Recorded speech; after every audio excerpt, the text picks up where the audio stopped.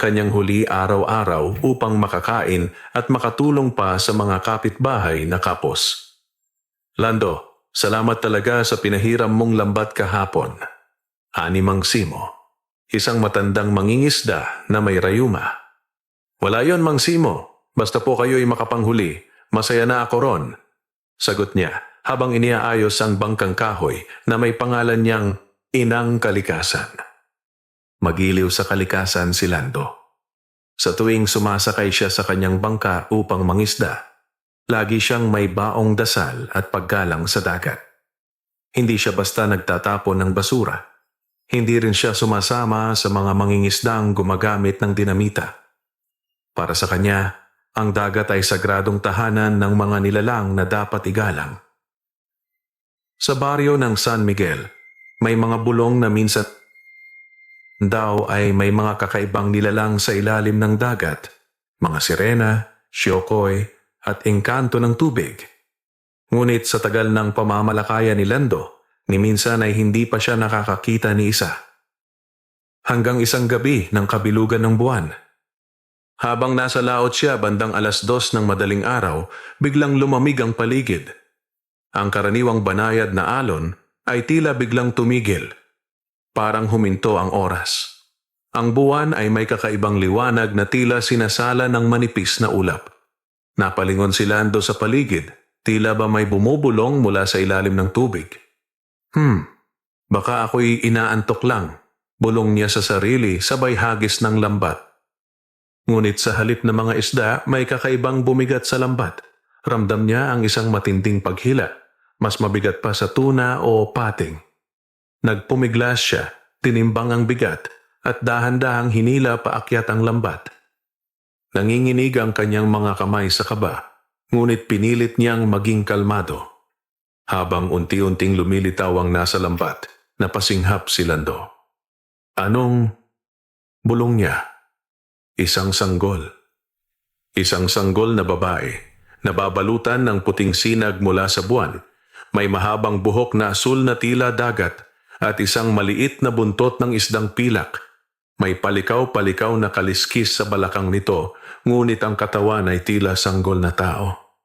Nakapikit ito, ngunit humihinga. Hindi ito patay. Nataranta si Lando. Diyos ko, ano to? Bata ba ito? Sirena? Hindi siya makapaniwala.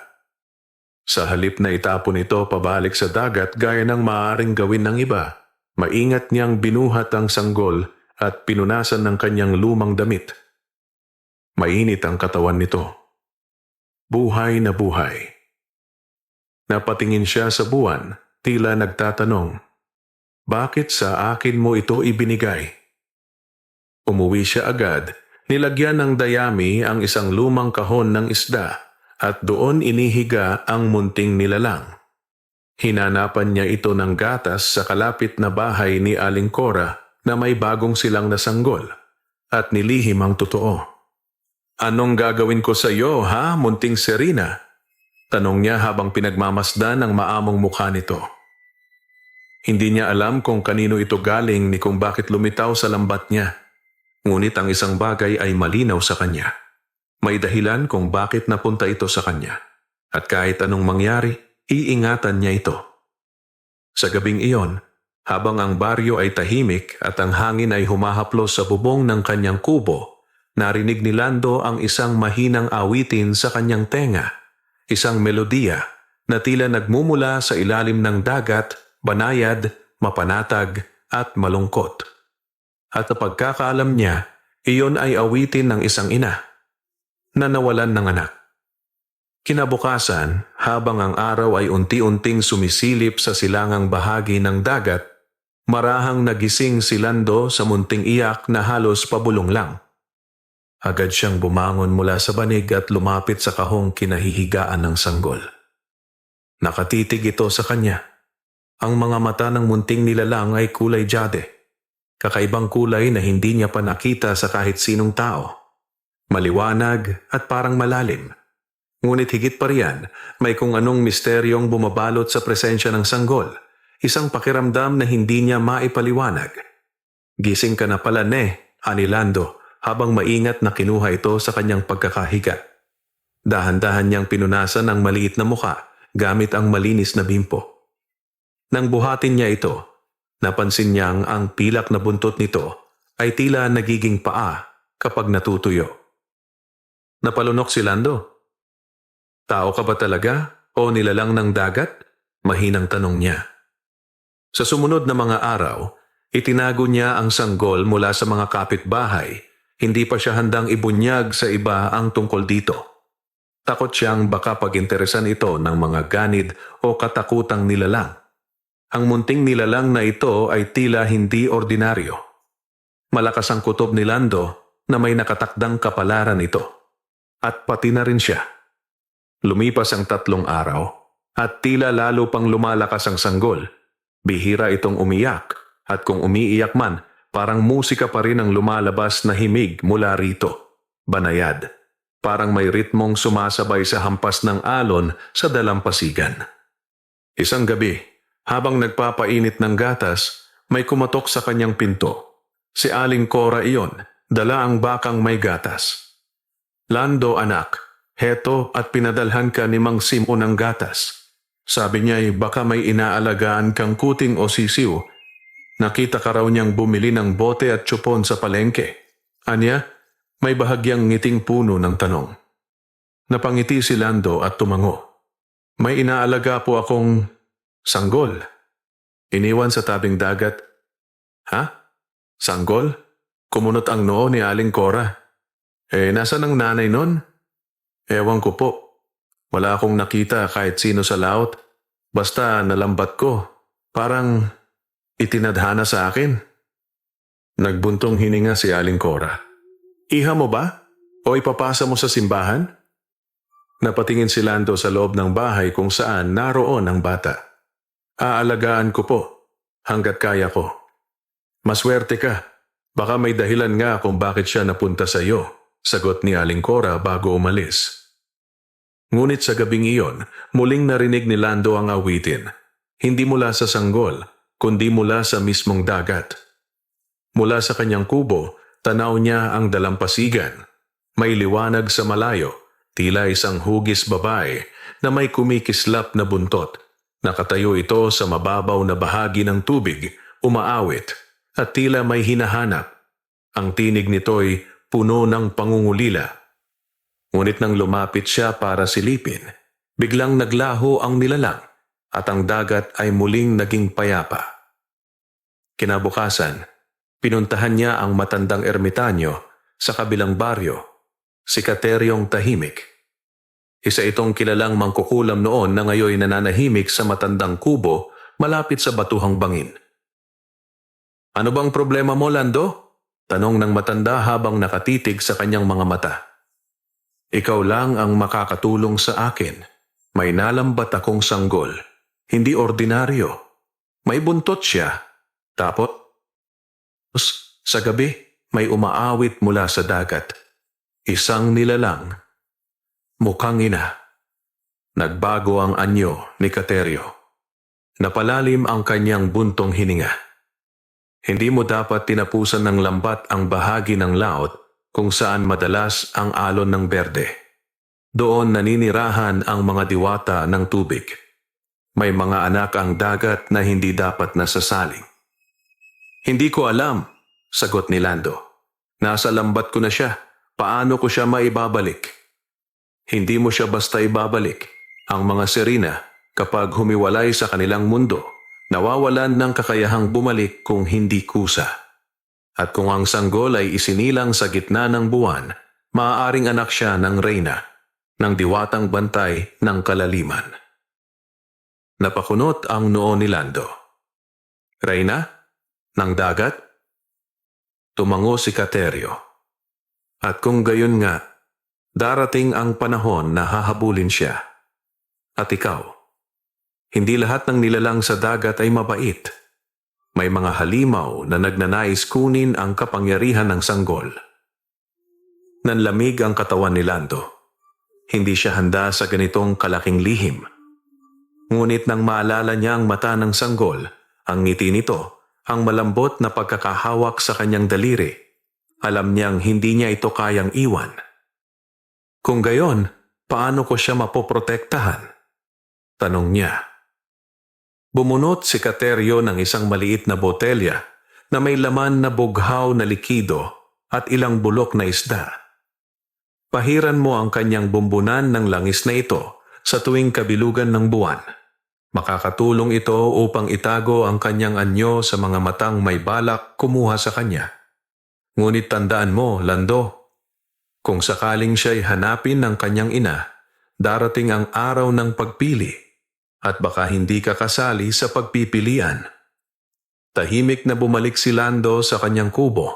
Sa kanyang puso, may halong kaba at lungkot, ngunit pinipigilan niya ito.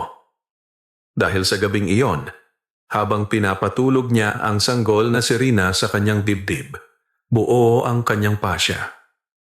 Kahit buhay ko pa ang kapalit, iingatan kita. Lumipas ang mga araw na tila alon lang sa dalampasigan.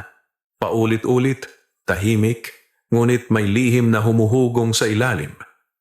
Hindi man halata sa anyo ni Lando, bawat araw na lumilipas ay dagdag sa bigat ng kanyang dibdib.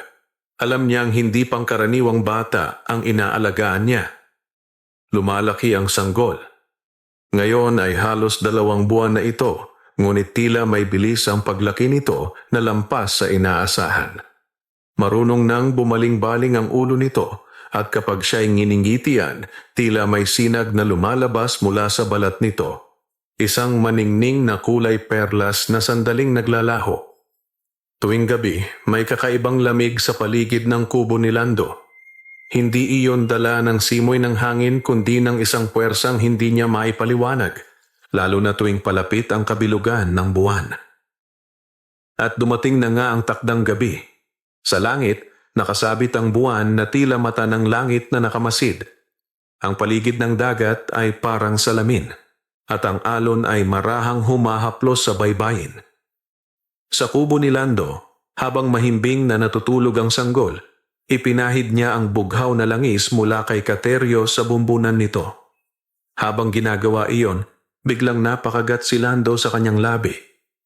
Mainit ang kanyang batok. At mula sa labas ng kubo, may malamig na ihip ng hangin na parang bumulong sa kanyang tenga. Amin na ang sa amin. Napalingon siya.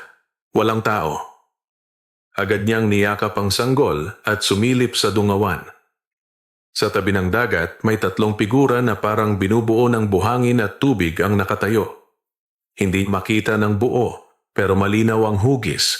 Mga babae na may mahahabang buhok nakatayo sa gitna ng alon. Isa sa kanila ay tila may hawak na kampana na gawa sa perlas.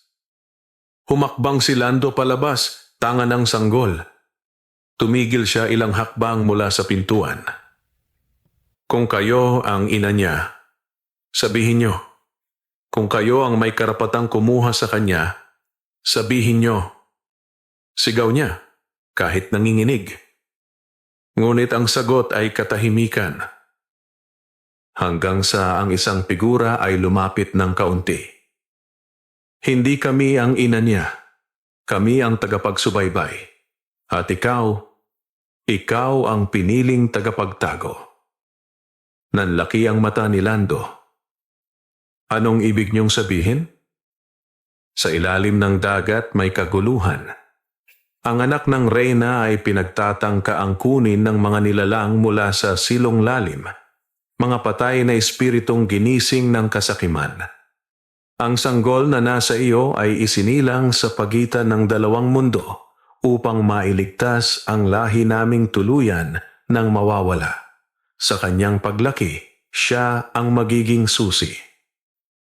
Hindi makasagot si Lando. Nanginginig siya, hindi sa takot, kundi sa bigat ng responsibilidad na tila pilit niyang binabalikat. Bakit ako? Tanong niya. Dahil sa puso mong dalisay, sa mata ng dagat, ang pusong walang bahid ng pagnanasa o kasakiman ang tanging karapat-dapat na maging tagapangalaga. Unti-unti nang naglalaho ang mga figura habang tumatama ang liwanag ng buwan sa gitna ng dagat. Babantayan ka naming mula sa malayo, Lando. Ngunit tandaan mo, sa susunod na kabilugan ng buwan, darating ang mga nilalang mula sa silong lalim upang kunin ang bata. Ihanda mo ang iyong sarili. At sa isang kisap mata, naglaho ang lahat. Si Lando ay nanatiling nakatayo sa labas ng kanyang kubo, yakap-yakap ang batang si Rina.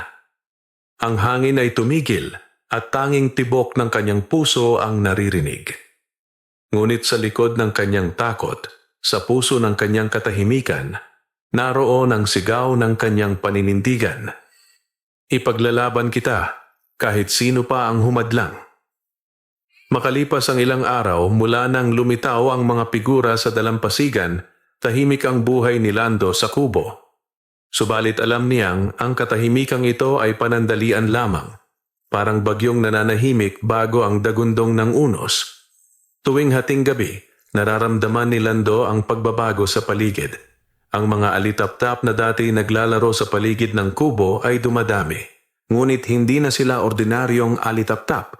Ang kanilang liwanag ay bughaw na tila sinag ng bituin. Minsan, kapag nilalambing ni Lando ang sanggol, bigla itong tumatawa habang nakatingin sa kisame. At sa tuwing sinusundan niya ng tingin ang mga mata ng sanggol, may makikita siyang munting sinag na umiikot sa hangin, parang mga espiritong nagbabantay. Lumapit si Lando kay Kateryo isang gabi. May mga nilalang sa paligid ng kubo, Kateryo. Hindi ko alam kung mabuti sila o masama, pero ang sanggol, parang kilala nila. Tahimik lang si Kateryo habang pinagmamasdan ang usok mula sa kanyang ginagawang insenso. Hindi sila ang kalaban, Lando. Sila ang mga mata ng karagatan, mga bantay ng sinaunang lahi ng Serena. Binigyan ka na nila ng babala. Hindi na to ordinaryong laban. Ibinigay ni Kateryo kay Lando ang isang maliit na botelyang may lamang pulang likido. Dugo ng alimangong itim, isang patak sa sahig ng iyong kubo tuwing hating gabi at hindi makakapasok ang nilalang mula sa silong lalim. Silong lalim? Tanong ni Lando. Saan yon? Tumitig si Kateryo sa kanya. Hindi yon lugar sa ibabaw ng lupa. Hindi rin yon kailaliman ng dagat. Isa yung pagitan, isang puwang sa gitna ng buhay at kamatayan kung saan nahuhulog ang mga nilalang na hindi tinatanggap ng langit o kailaliman. At doon nagtatago ang mga taksil na Serena, ang mga lumaban sa sariling lahi para sa kapangyarihan. Napalunok si Lando. Sila ang gustong kumuha sa sanggol? Tumango si Kateryo. Oo, gusto nilang palitan ang kinabukasan ng karagatan. At ang sanggol, siya ang tanging tagapagmana ng pinagsamang lahi ng liwanag at dilim. Kung mapa sa kamay nila ang sanggol, pwede nilang itanim dito ang binhi ng kadiliman at palakihin siya bilang reyna ng silong lalim. Lalong tumindi ang tibok ng puso ni Lando. Habang pabalik siya sa kubo, tanga ng botelya ng dugo ng alimango, damang-dama niya ang bigat ng mga salita ni Kateryo. Pagdating sa kanyang tahanan, iniayos niya ang duyan ng sanggol. Mahimbing itong natutulog, ngunit ang kanyang kamay ay bahagyang kumikislap. Tila nagpapakita ng senyales ng kapangyarihang hindi pa nito alam gamitin. Gaya ng bilin ni Kateryo, inilagay ni Lando ang isang patak ng dugo sa sahig. Pagdampi ng likido sa kahoy, biglang umilaw ang paligid ng mapusyaw na pulang liwanag. Nagsimula ang hangin sa labas ng kubo na sumipol. Tila may mga aninong pilit pumapasok, ngunit bumabangga sa hindi nakikitang harang. Magsisimula na ang giyera, bulong ni Lando sa sarili. Lumapit siya sa duyan at pinunasan ng marahakela ang noo ng sanggol. Bantay ako, tagapangalaga. Kahit mamatay pa ako, hindi kanila makukuha. At sa gabi ring iyon, muling sumilay ang mga alitaptap na bughaw. Ngunit sa likod ng kagandahan ng kanilang liwanag, ay ang di may kakailang babala ng isang panganib na lalapit. Isang panganib na lalong lumalapit tuwing papalapit ang kabilugan ng buwan. Dumating ang gabi ng 3 linggo, mula nang makita ni Lando ang mga figura sa dalampasigan. Hindi pa man ganap ang kabilugan ng buwan. May kakaibang tensyong bumalot sa paligid. Tahimik ang karagatan, masyadong tahimik. Wala ni isang alon ang humampas sa dalampasigan. Wala ring ihip ng hangin. Maging ang mga kuliglig ay tila natakot tumugtog. Sa loob ng kanyang kubo, si Lando ay nakaupo sa bangkito. Hawak ang matandang sibat na minana pa niya sa kanyang lolo. Ang nag-iisang bagay na naiwan ng kanyang angkan. Nasa tabi niya ang duyan ng sanggol na si Rina, na ngayoy marunong ng gumapang, tumawa, at minsan ay tila may sinasabi sa salitang hindi niya maintindihan. May mga salita siyang binibigkas sa tuwing tititig sa dagat. Ibinulong ni Lando kay Kateryo nang dumaan ito kanina sa umaga.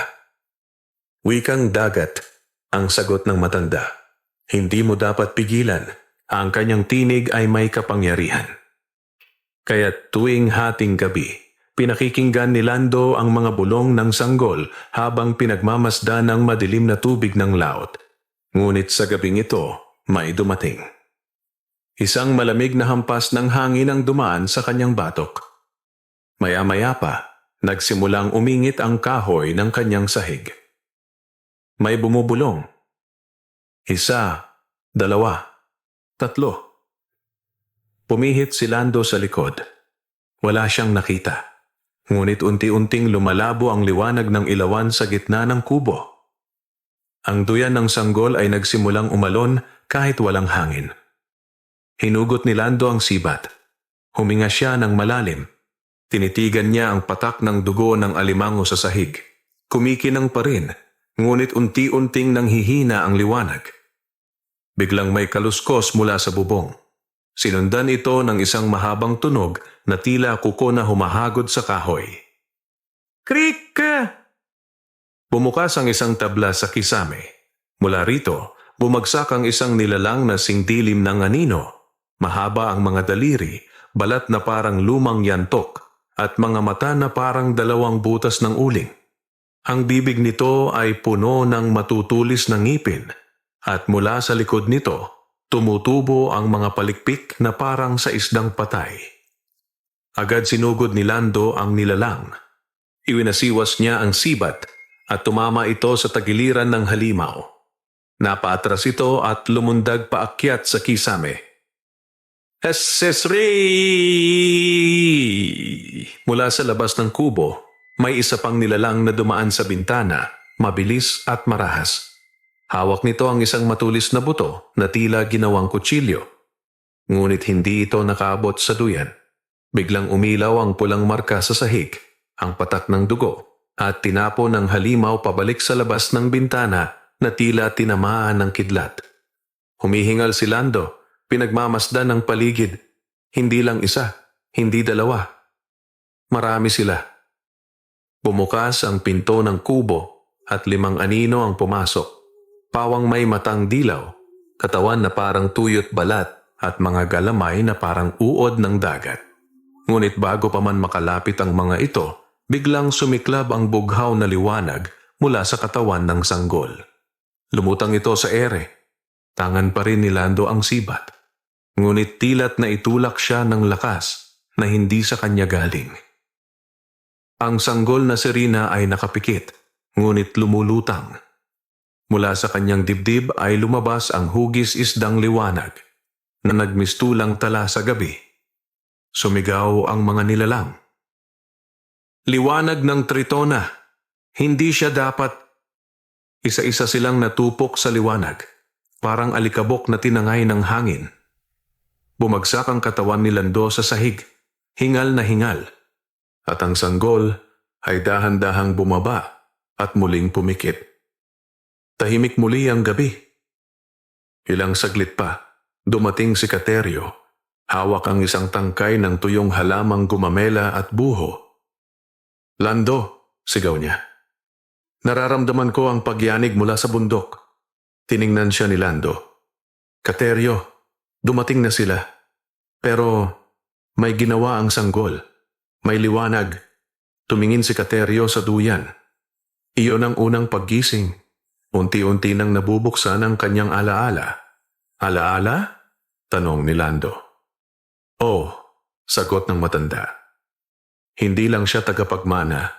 Siya ang huling anak ng liwanag ng Tritona, isang sinaunang tagapag-ingat ng balanse ng dagat.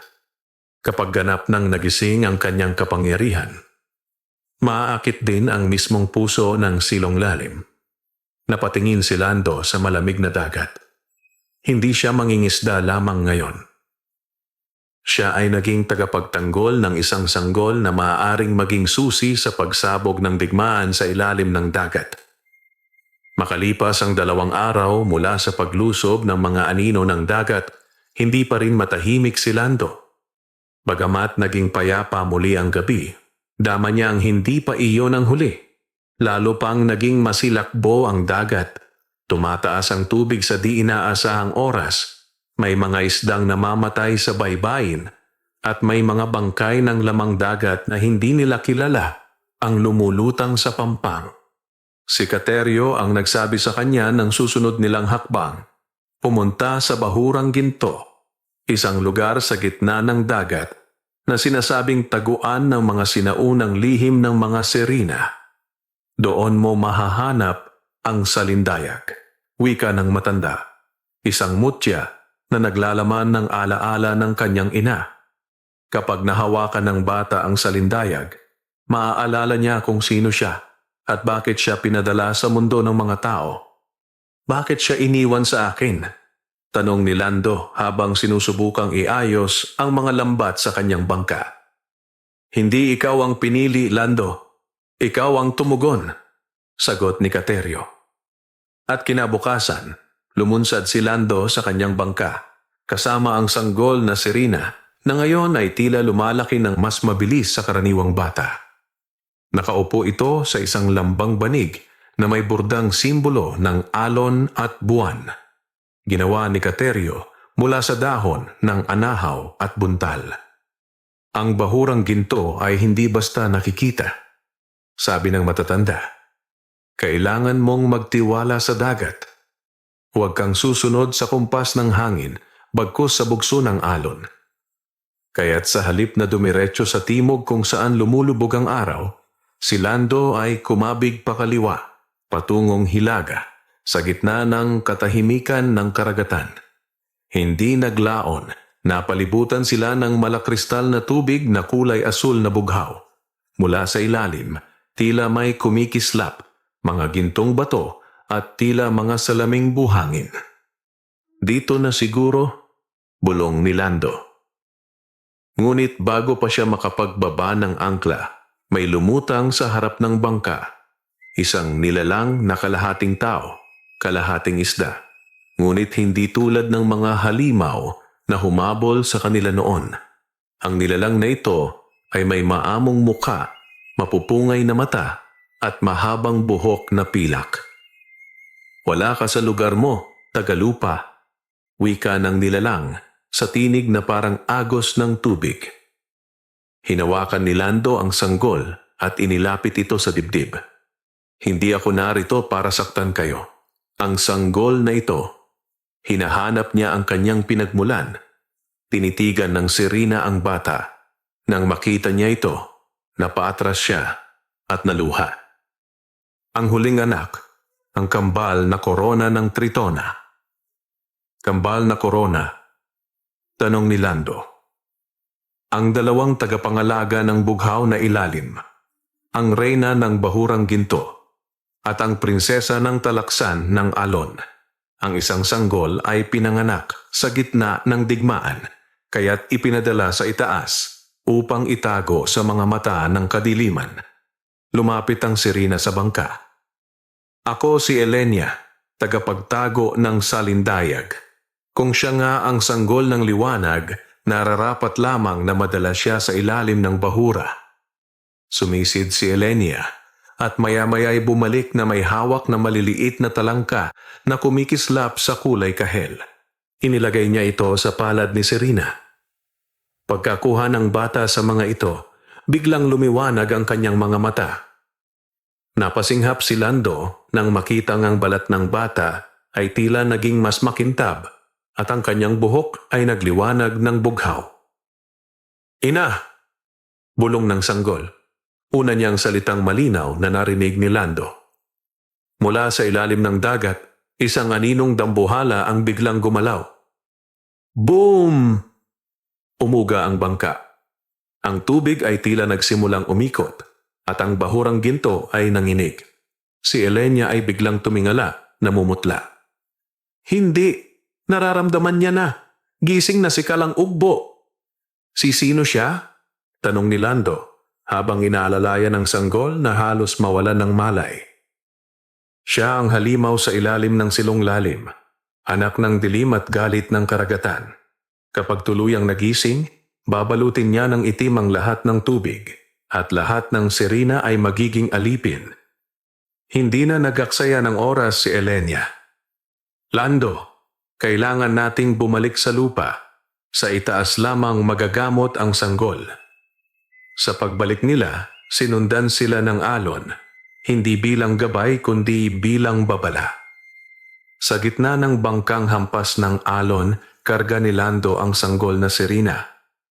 Habang hawak niya ito, unti-unting sumisiksik sa kanyang puso ang isang di niya may paliwanag na damdamin na animoy may koneksyon siya sa batang ito lampas sa pagiging tagapag-alaga. Bakit ako? Tanong niya sa sarili. Bakit sa dami ng tao, ako ang napiling bantay ng isang supling ng karagatan? Hindi niya alam, ngunit malapit nang dumating ang sagot, at ang sagot ay nasa dugo niyang matagal nang nananahimik. Mula sa pagkakabalik nila sa Pampang, hindi na matahimik si Lando. Hindi dahil sa takot, kundi dahil sa kakaibang pakiramdam na tila may pumipintig sa kanyang dugo na parang may panawagang di niya maunawaan. Ang sanggol na sirina ay patuloy na lumalaki at sa bawat araw, mas malinaw nitong naipapahayag ang kanyang damdamin. Lando, bakit iba ang pakiramdam ko kapag kasama siya? Tanong ni Aling Rosa, ang matandang kapitbahay na tumutulong mag-alaga sa bata kapag nangingisda si Lando. Hindi siya ordinaryong sanggol. Nakikita ko sa mga mata niya ang karagatan. Sa mga mata ng sanggol ay tila may bahaging naglalakbay. Parang may sariling mundo, isang kaharian sa ilalim ng dagat na puno ng sigalot at hiwaga. Lumapit si Katerio isang gabi.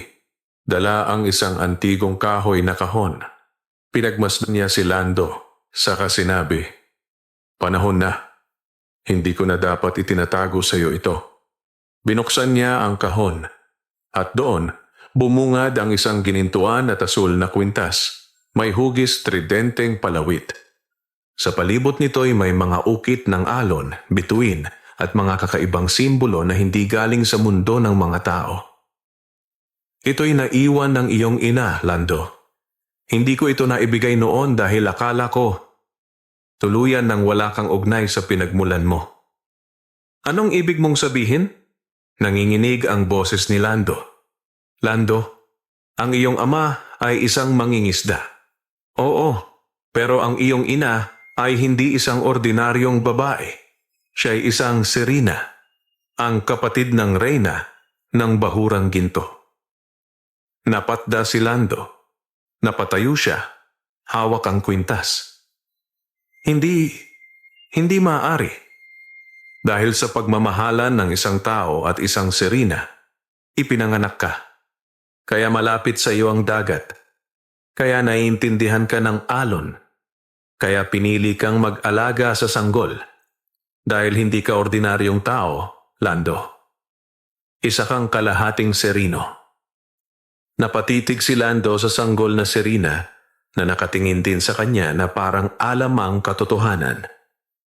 Bakit ngayon lang? Mahina niyang tanong.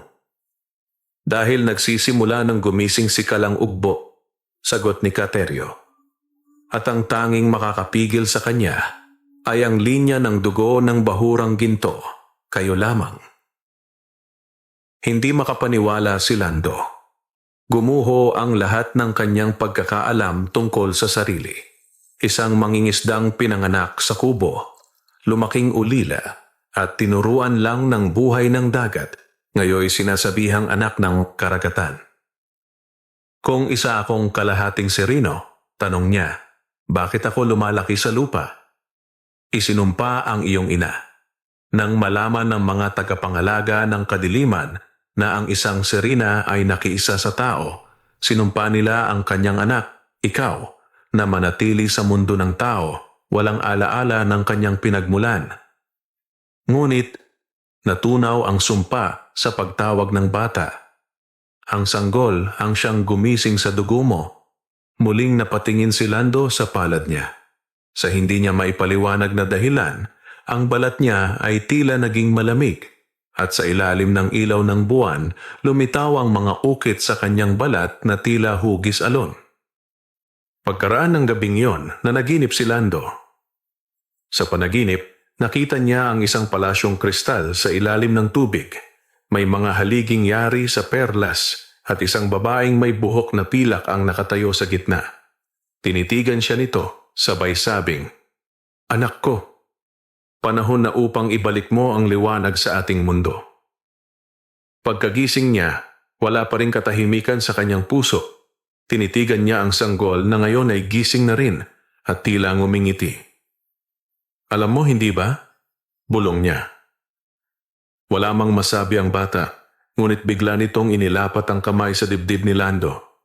Doon, sa mismong lugar kung saan naroon ang tibok ng kanyang puso. Tumibok ito ng malakas. Sabay sa tibok ay ang biglang paggalaw ng tubig dagat sa malapit. Nagsimulang magsumigaw ang mga tao sa baybayin. May tubig na pumapasok sa lupa. May alon kahit walang bagyo. Sumilip si Lando at nakita niyang may tubig na bumubulwak sa gitna ng bukid. 1, 2, 3. Parang mga balon na nabiyak sa ilalim. Ang silong lalim ay sumisilip sa ibabaw. Sabi ni Katerio, "Panahon na. Kailangang dalhin mo ang sanggol sa puso ng bahura, ang pinakailalim ng karagatan. Doon lamang muling masasara ang tarangkahan ng kadiliman." Ngunit may kulang pa. "Hindi sapat na siya lang ang dalhin mo," wika ng matanda. "Kailangan mo ring tanggapin ang dugo mo. Kailangan mong magbinyag sa dagat." "Paano?" tanong ni Lando. Isinubo ni Katerio ang huling salita, sabay turo sa silangan. Sa ilalim ng batong bughaw, sa ika-4 na gabi ng buwan, bababa ang agos ng pagpapala. Lumusong ka at hayaang tanggapin ka ng lahing kinalimutan mo. Sa gabing iyon, dinala ni Lando ang sanggol, ang kwintas at ang kanyang pananalig. Sa ilalim ng batong bughaw, isang batong may hugis puso sa gitna ng dagat, lumulusong siya. At sa paglusong niya, hindi lamang tubig ang kanyang naramdaman, kundi ang pagtanggap ng isang mundo na matagal siyang inintay. Ang tubig sa paligid ni Lando ay malamig ngunit malambot, parang yakap ng isang inang matagal na niyang di nasilayan. Habang lumulubog siya sa ilalim ng batong bughaw, kasabay ang sanggol na sirina na nasa supot na yari sa balat ng hipon at kalapating puti, ay unti-unting lumiliwanag ang paligid. Mula sa dilim ng dagat, lumitaw ang asul na sinag, nagmumula sa ilalim, mula sa isang bilog na damba ng bato. Habang siya ay papalapit, nagbago ang kanyang katawan. Ang balat niyang dating kayumanggi ay tila naging makintab at bahagyang lumiliwanag sa ilalim ng tubig. Ang kanyang mga binti ay hindi naging buntot ng sirena, ngunit naging mas maliksi, parang sinanay para sa paglangoy. Sa kanyang leeg, nagniningning na ang kwintas na ibinigay ni Katerio. Biglang sumulpot sa paligid niya ang 4 na nilalang, mga tagapagbantay ng bahurang ginto. Ang kanilang mga mata ay putit ginto, ang buhok ay tila nilikha mula sa sinag ng buwan. Isa sa kanila ang nagsalita sa wika ng mga alon. Ang anak ng sinumpang pag-iibigan ay nagbalik. Sa kanyang dibdib ay tumitibok ang pangakong binitawan. Dahan-dahang lumapit ang isa pa. Babaeng may buntot na kulay pilak at tinig na tila awit ng sirena. "Ako si Inayana, tagapag-ingat ng alaala. Dumating ka, anak ng 2 mundo. Ngunit may pagsubok pa." Napatingin si Lando sa kanya at kahit hindi siya makapagsalita sa ilalim ng tubig, tila nag-uusap ang kanilang isipan. Anong kailangan kong gawin? Tumuro si Inayana sa dambana. Ilapag mo ang sanggol sa gitna. Sa ilaw ng bahura, magpapasya ang karagatan kung tinatanggap ang inyong dugo. Maingat na inihiga ni Lando ang sanggol sa dambana. Sa paglalapat nito sa bato, umilaw ang paligid. Pumulandit ang sinag na asul at ginto, at sa isang iglap, umalingaw-ngaw ang matandang tinig na malalim, parang mula sa puso ng mundo. Narito na ang tagapagmana, ngunit hindi sapat ang dugo, kailangan ang panata. Sumulpot ang isang mas malaking nilalang mula sa pinakailalim.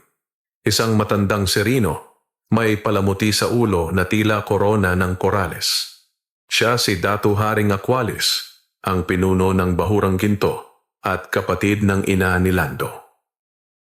Ikaw ang anak ng aking kapatid, Anya, sa tinig na parehong mabigat at magaan. Pinili mo ang sanggol. Ibig sabihin, handa kang tanggapin ang kahati mong dugo. Ngunit sa bawat pagpili ay may kabayaran. Anong kabayaran? Tanong ni Lando sa isip dahil hindi siya makapagsalita sa tubig. Hindi ka na maaaring manatili sa mundo ng tao. Kapag ganap kang tinanggap ng bahura, hindi ka na muling makakaahon sa ibabaw bilang isang mortal. Ngunit kapalit nito, matatagpuan mo ang iyong layunin, ang maging tagapagtanggol ng sanggol at ng ating kaharian. Nabigla si Lando. Hindi niya inaasahang ito ang magiging kapalit. Naiwan sa kanyang isipan si Caterio, ang lumang bangka niya, ang munting kubo, at ang amihan ng umaga habang nangingisda. Ngunit nang titigan niyang muli ang sanggol na Serena at nakita niya ang liwanag na nagmumula sa noo nito, isang hugis perlas na kumikislap, naramdaman niyang naroon ang kanyang kinabukasan. Tumango si Lando. Isa itong panatang walang salita, ngunit naramdaman ito ng bahura. Tinanggap ang panata.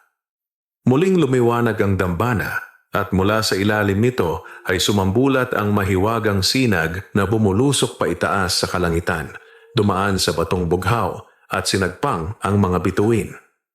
Kasabay nito, nagbago si Lando. Ang kanyang mga mata ay naging asul na parang alon. Sa kanyang balikat ay lumitaw ang tanda ng bahura, isang bilog na may alon sa gitna. Ang kanyang paghinga ay hindi na nakasalalay sa hangin, kaya na niyang mabuhay sa ilalim ng dagat. Mula ngayon, Anang Datu, ikaw si Lantor, ang tagapangalaga ng bahura.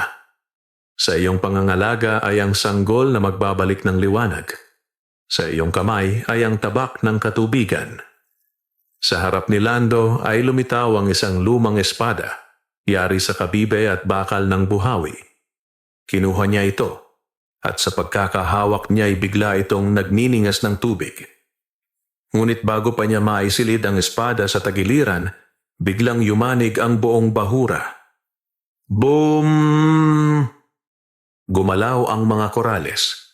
Nagkulay itim ang bahagi ng karagatan, at sa malayo, sa silong lalim, ay lumitaw ang nilalang na ilang siglong nakatago. Si Kalang Ugbo, ang higanting nilalang na nilikha sa kadiliman ng kasakiman. Isang nilalang na ang katawan ay binuo sa nagkalasog-lasog na bangkay ng mga nilalang sa dagat at ang mga matay pusyaw na pula. Sa kanyang boses ay umalingaw-ngaw ang pangungutya. Nagising ang dugo, nakahanap ng tagapagmana, huli na. At sa isang iglap, lumusob ito patungo sa bahura. Hinawakan ni Lando ang sanggol. Sa kanyang mga mata, hindi takot ang nakita ng mga tagapagbantay, kundi ang ningas ng paninindigan. Hindi ako lalaban, para lang sa sarili ko, Anya, kundi para sa mundong hindi ko nakilala, ngunit handang tanggapin ako. Humugong ang espada sa kanyang kamay. Ang digmaan ay paparating. Sa pagbulusok ni Kalang Ugbo mula sa kailaliman ng silong lalim, nagdilim ang kabuuan ng bahurang ginto.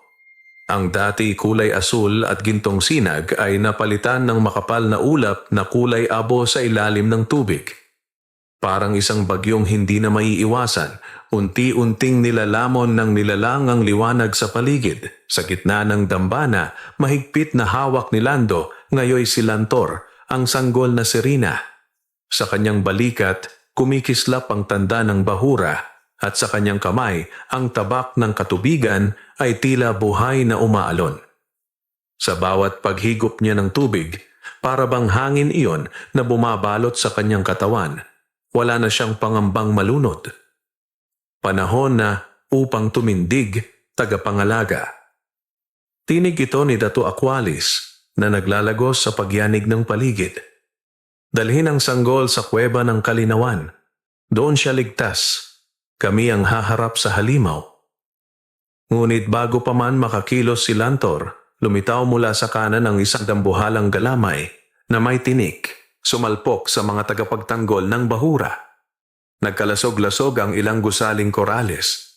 Tumilapon si Inayana at ang dalawa pang tagapagbantay. Napakapit si Lantor sa isang malaking bato upang hindi matangay ng alon ng pagsabog. Ngunit nakita niyang nasugatan ng isang bata. Hindi isang sanggol, kundi isang batang Serino na namumuhay sa bahura. May hiwa ito sa tagiliran at hindi na makalangoy. Hindi siya nagdalawang isip. Sa isang iglap, inabot niya ang bata at isinuksok ang sanggol na Serena sa isang sisidlang yari sa kaliskis ng higanteng bangus. Isinabit niya ito sa kanyang dibdib, saka kinalong ang nasugatang bata. Humarap siya sa panganib. Hindi ko kayang takasan ang digmaan. Kung ako'y tagapangalaga, dito ako dapat nakatindig. Gamit ang espada ng tubig, sinalubong ni Lantor ang isang galamay na muling dumarating. Nang bumangga ito sa kanyang tabak, tila pumutok ang karagatan. Naputol ang dulo ng galamay ni Kalang Ugbo. At sa unang pagkakataon, narinig ng buong bahura ang sigaw ng halimaw.